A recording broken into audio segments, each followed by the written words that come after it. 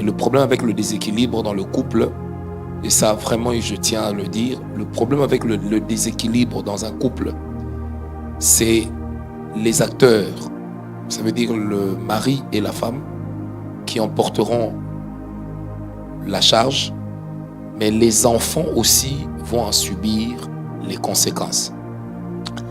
Et j'insiste, n'oubliez pas que la gestion émotionnelle dans une famille est très, très complexe.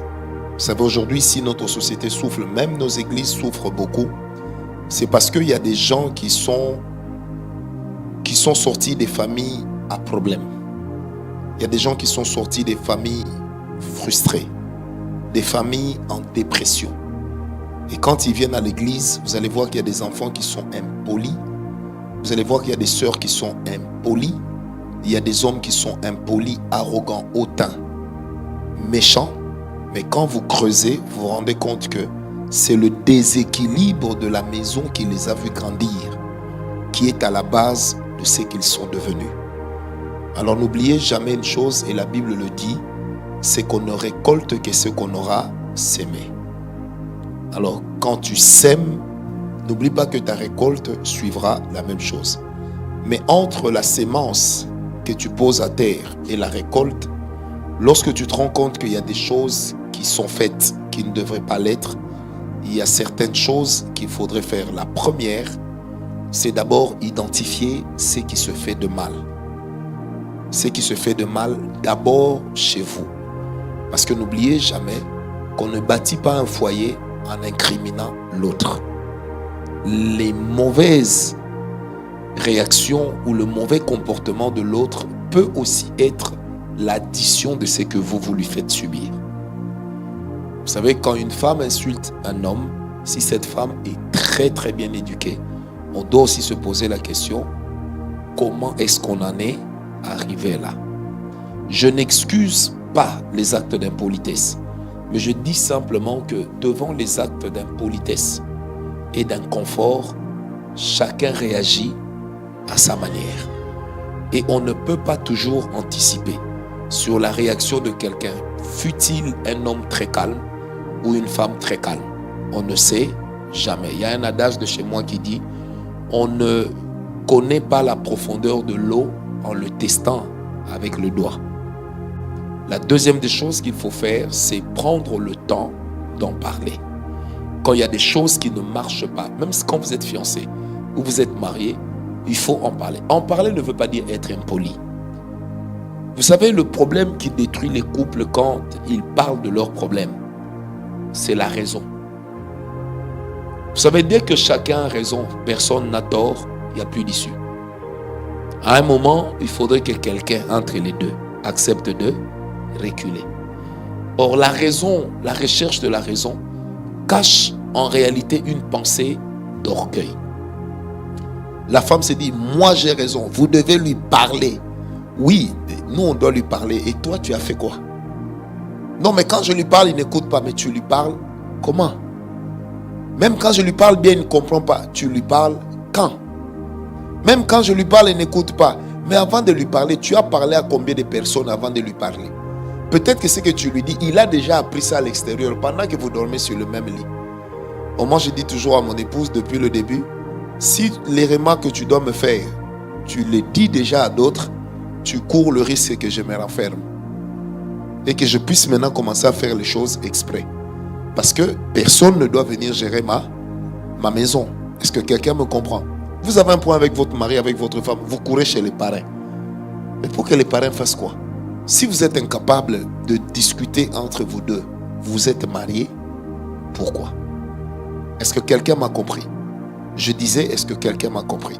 Ça veut dire que dans la gestion du couple, fiancé comme marié, il faut avoir l'habitude de se parler sans humilier, sans minimiser, sans écraser. Toute vérité n'est pas bonne à dire. Toute vérité peut être bonne à dire, ça dépend de quand, comment, devant qui et pourquoi. Comment tu exprimes ce qui ne va pas?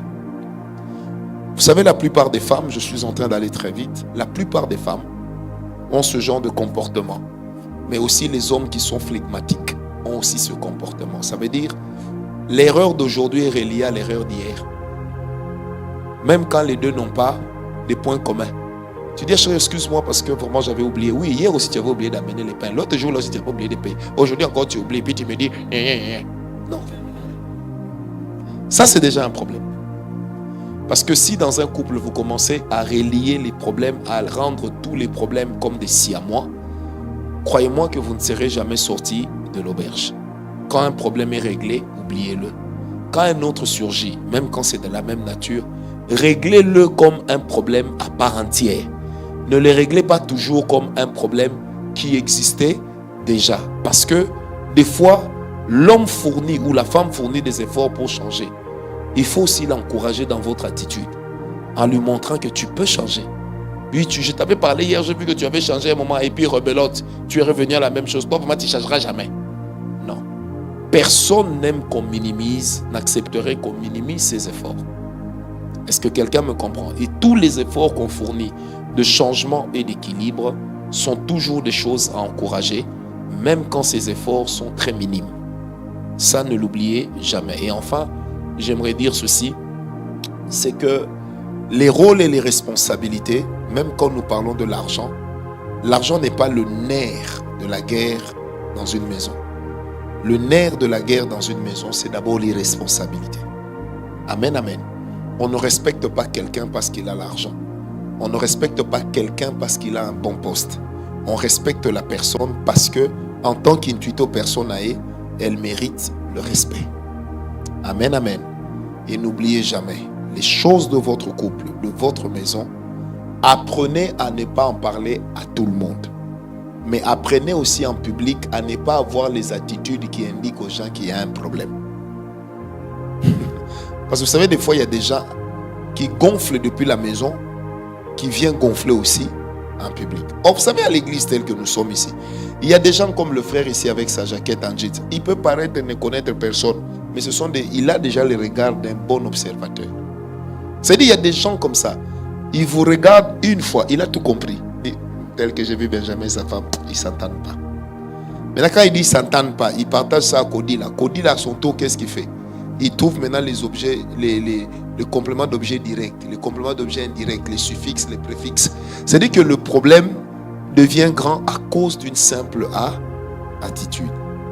Et ça aussi, il faut faire très attention. Nous sommes responsables de notre capacité à protéger aussi l'autre. Assez que sa faiblesse ne soit pas directement découverte. Assez que nous puissions la présenter toujours comme étant une personne parfaite. Quelqu'un me comprend?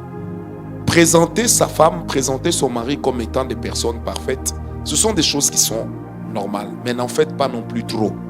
Sinon, ces erreurs vont attirer trop d'attention. Est-ce que quelqu'un m'a compris? Donc, n'oubliez pas que la responsabilité, c'est toujours partagé.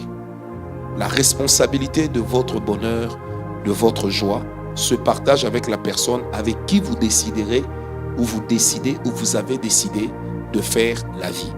N'attendez jamais que vous, votre responsabilité soit une réaction. La responsabilité de chacun doit toujours demeurer une action.